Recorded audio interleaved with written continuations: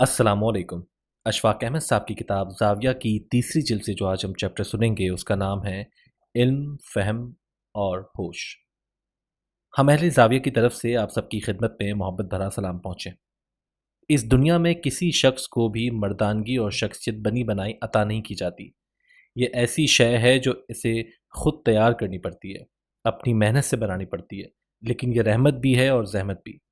रहमत इसलिए कि अपने आप बनाने और अपनी तामीर करने के लिए ये अमल आज़ाद है, और ज़हमत इसलिए कि अंदेशा साथ साथ लगा रहता है कि अपने आप को बनाए बग़ैर और अपनी तामीर किए बग़ैर कहीं फ़ौत ही ना हो जाए। इस ज़िंदगी में खुद शनासी और खुद नगरी ही सबसे बड़ा अमल है। ये ना हो तो इंसान एक मशीन से ज़्यादा अहमियत नहीं रखता। जो शख्स ख्वाबीदा है वो एक नहीं बल्कि बहुत से अशखास का मजमुआ है। वो एक गिरोह है, एक अम्बुआ है। इंसान के अंदर कई अज़हान एक साथ मसरूफ़ अमल होते हैं, और बहुत सारे अज़हान और बहुत सारे ग्रोह कोई फ़ैसला नहीं कर सकते। एक ग्रोह कोई नतीजा अख़ज़ नहीं कर सकता, किसी फ़ैसले पर नहीं पहुँच सकता। लाज़िम है कि हम एक होकर, एकता होकर रहें, कसीरुल मकासिदी तर्क कर दें। हमें अपनी ज़ात का शऊर होना चाहिए, फिर ही हम रद्द अमल से अमल की तरफ लौट सकेंगे। योगी इस एकताई को अपने मरकज़ के हुसूल का नाम देता है। मौत ज़िंदगी के साथ ही शुरू हो जाती है। मौत पैदाइश के अमल का एक अहम जुज़ू है।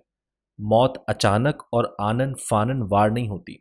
पैदाइश और मौत ज़िंदगी के दो पोल हैं, लेकिन उस पैदाइश से मावरा एक और बड़ी ज़िंदगी भी है। जब तक उसका हुसूल नहीं होगा, हम तबाह हो जाएंगे और मारे जाएंगे।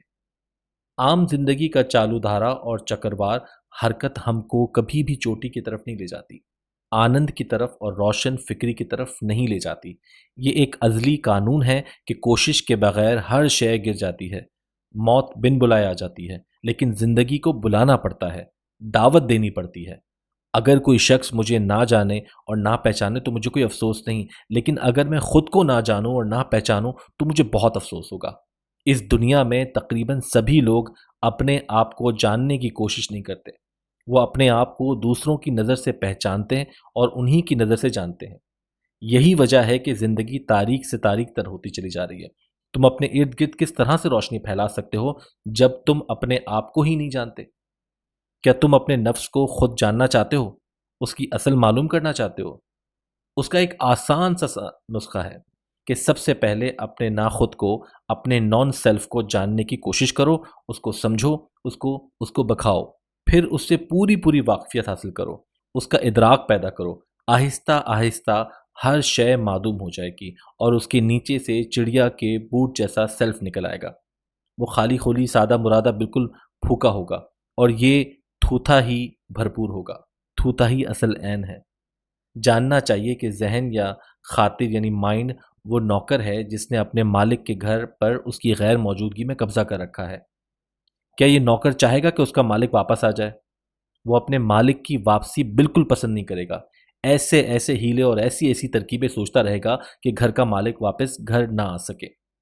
उसके बहानों और तरकीबों में सबसे बड़ी तरकीब ये होगी कि वो खुद को ही घर का असल मालिक समझने लग जाए, और खुद ही सबको बताता फिरे कि वो ही बिला शिरकत गैर से मालिक है। चुनाचे ज़हन या खातिर या माइंड कभी भी शऊर को और उसकी कॉन्शियसनेस को अंदर दाखिल होने नहीं देगा, जो असल मालिक खाना है। लेकिन अगर शऊर को घर वापस लाना चाहते हैं और हकदार को उसके मकान का कब्ज़ा दिलाना चाहते हैं, तो फिर माइंड को रिलैक्स करने का तरीका अपना लें।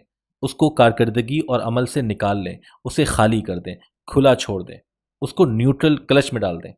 उसकी मौत वाक़ई होने लगेगी, और जूँ ही उसकी मौत वाक़ई होगी, घर का कब्ज़ा असल मालिक को मिल जाएगा।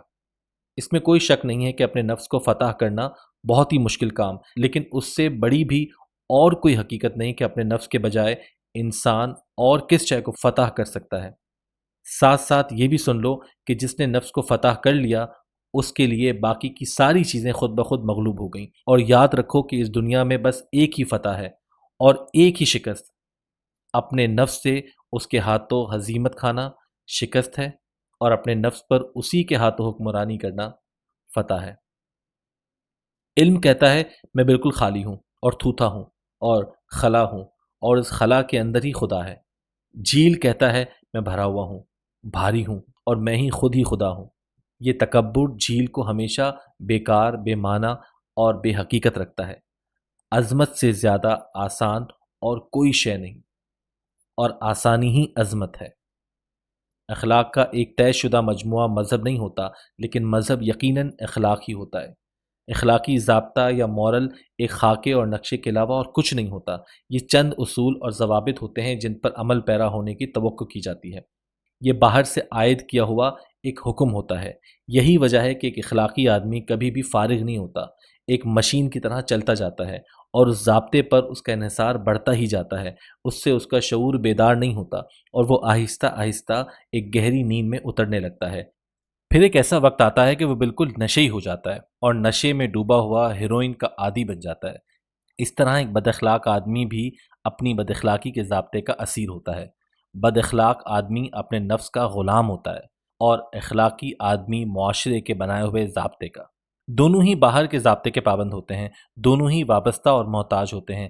آزاد صرف وہ ہے جو اپنے سیلف کی تلاش میں ہے، اور بالکل آزاد وہ ہے جو اس کو پا جاتا ہے اور سمجھ جاتا ہے۔ جب تک کسی انسان کو یہی معلوم نہ ہو کہ وہ اصل میں کیا ہے، اس وقت تک وہ کیسے آزادی حاصل کر سکتا ہے؟ ایک بات زندگی بھر یاد رکھنا، اور وہ یہ کہ کسی کو دھوکہ دینا اپنے آپ کو دھوکہ دینے کے مترادف ہے۔ دھوکے میں بڑی جان ہوتی ہے، وہ مرتا نہیں ہے، گھوم پھر کر ایک روز واپس آپ کے پاس ہی پہنچ جاتا ہے، کیونکہ اس کو اپنے ٹھکانے سے بڑی محبت ہے، اور اپنی جائے پیدائش کو چھوڑ کر اور کہیں رہ نہیں سکتا۔ دنیا میں اس سے بڑا اور کوئی عذاب نہیں ہے کہ انسان وہ بننے کی کوشش میں مبتلا رہے جو کہ وہ نہیں ہے۔ گو اس خواہش کی اور اس آرزو کی کوئی حد نہیں ہے۔ ہم لوگ کوشش کر کے اور زور لگا کے اپنے مقصد کو پہنچ ہی جاتے ہیں، اور بلا آخر وہ نظر آنے میں کامیاب ہو جاتے ہیں، جو کہ وہ نہیں ہوتے۔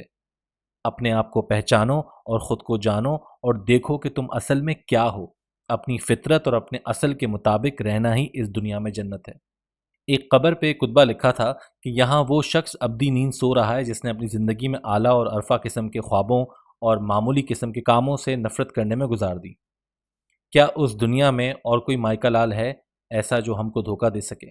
میرا مطلب ہے جو دھوکہ ہم اپنے آپ کو دیتے ہیں اس سے زیادہ دے سکے۔ مذہب کے اندر انسان اس وقت داخل ہوتا ہے جب وہ اپنا بہترین دوست بن جائے۔ جو شخص اپنی انا کے اندر گھرا رہتا ہے وہ دنیا کے جکڑ بندوں میں جکڑا ہوا ہے۔ انا سے باہر نکلنے کا نام خدا میں بسرام کرنا ہے۔ اپنی انا کو ترک کرنے اور اپنی انا سے جان چھڑانے کا ایک ہی سیدھا راستہ ہے کہ اپنی انا کے اندر چھلانگ لگا دو اور اس کو پاتال تک ڈھونڈو۔ جو ہی تم اس کے اندر چھلانگ لگاؤ گے تمہیں پتہ چلے گا کہ اس کا تو کوئی وجود ہی نہیں تھا۔ انانیت سے بڑا جہنم اور کوئی ہے ہی نہیں۔ انا سے جان بچاؤ اور سکھ پاؤ۔ تکبر کبھی علم کو پھلنے پھولنے کا موقع نہیں دیتا۔ جو علم عاجز نہیں، منکسر نہیں، وہ محض ایک دھوکہ ہے۔ ایک گھمنڈ اور ایک تکبر سے لبریز علم اس بات کی نشاندہی کرتا ہے کہ علم چوری کا ہے اور دوسروں سے لوٹا گیا ہے۔ ایک آدمی نے کہا کہ میں غلطی کرنے سے اس قدر ڈرتا تھا کہ میں نے ساری زندگی کوئی کام ہی نہیں کیا۔ میں نے کہا اس سے بڑی غلطی اور کیا ہو سکتی ہے کہ انسان زندگی بھر کوئی کام ہی نہ کرے۔ جو ہے وہ نہیں بھی ہوگا، جو موجود ہے وہ ناموجود بھی ہو سکتا ہے، جو کام ہوا وہ ملیاں میٹ بھی ہو سکتا ہے۔ اگر کوئی شخص دنیا میں الجھا ہوا ہے تو وہ اس سے آزاد بھی ہو سکتا ہے، اس کا انحصار آزادی میں بھی تبدیل ہو سکتا ہے۔ جس چیز کی خواہش میں تم مرے جا رہے ہو اس سے تکمیل اور سکون حاصل کرنا دنیا کی سب سے بڑی حماقت ہے۔ تم اپنی آرزو پوری بھی کر لو، گوہر مقصود حاصل بھی کر لو، تب بھی وہ وقتی ہوگا۔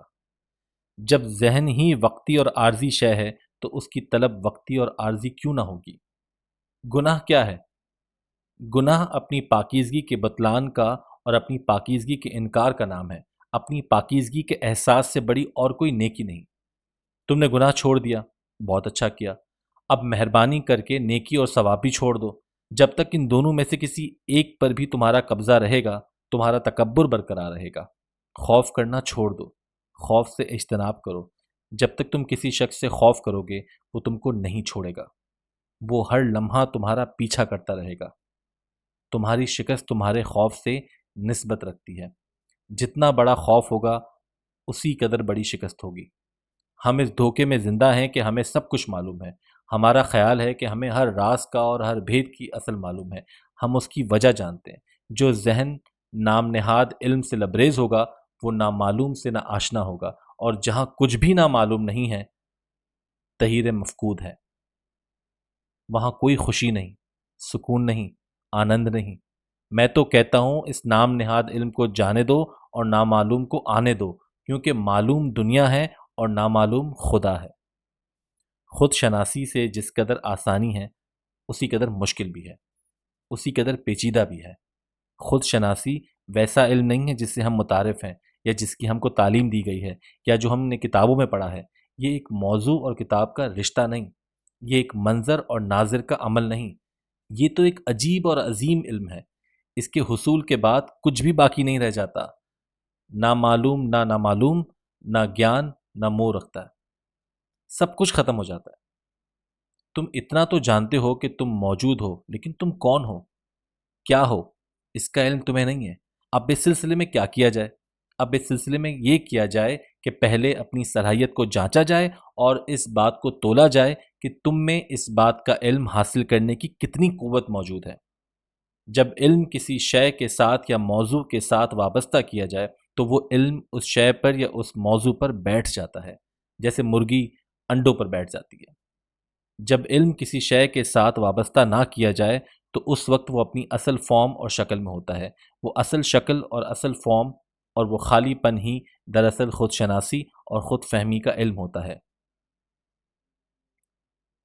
لاؤٹزے نے فرمایا کہ سچ کے بارے میں جو چاہو کر لو، جس طرح چاہو اس کی وضاحت کر لو، تمہارا کہنا اور وضاحت کرنا ہی سچ کو نا سچ کر دے گا۔ جو شخص اپنی ذات کو تلاش کرتا ہے، اپنے سیلف کو اس طرح سے ڈھونڈتا جیسے وہ دوسری چیزوں کو ڈھونڈتا کرتا ہے، تو وہ ہمیشہ غلط راستے پر ہوتا ہے۔ سیلف متعلق کی شے نہیں ہے، اس پر نشانہ نہیں باندھا جا سکتا، کیونکہ یہ ڈھونڈنے والے کی فطرت اس کے جوہر کا نام ہے۔ اس میں شے، اس کی ڈھونڈ اور اس کے ڈھونڈنے والا سبھی ایک چیز ہیں، پھر اس کو کھوجا کیسے جا سکتا ہے؟ البتہ جو لوگ کسی اور چیز کی تحقیق میں یا تلاش میں نہیں ہیں وہ اسے ڈھونڈ سکتے ہیں۔ وہ لوگ جو اپنے آپ کو ہر طرح کے علم سے خالی کر دیتے ہیں وہ اس کا سراغ لگا سکتے ہیں۔ کسی نے بدھا سے پوچھا، بابا تم نے دھیان کے اندر کیا پایا؟ بدھا نے کہا، کچھ بھی نہیں، البتہ کھو بہت کچھ دیا۔ میں نے لالچ کو کھو دیا، ہوس کو کھو دیا، کام کرودھ کو کھو دیا، اور پایا وہی کچھ جو ازل سے تھا، اور بس وہی سب کچھ تھا اور وہی سب کچھ ہے۔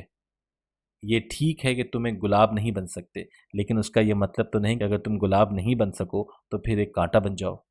یہاں ایک راز کی بات ہے، اور وہ میں تمہیں بتا ہی دیتا ہوں کہ جو شخص کانٹا نہیں بنتا وہ بالآخر گلاب بن جاتا ہے۔ جو شخص اپنے اندر ہی اندر گہرا چلا جاتا ہے وہی اوپر کو اٹھتا ہے اور وہی رفعت حاصل کرتا ہے۔ یہ قدرت کا اصول ہے۔ جو درخت جس قدر گہرا زمین کے اندر جائے گا اسی قدر اوپر کو جا سکے گا اور اس قدر تناور ہوگا۔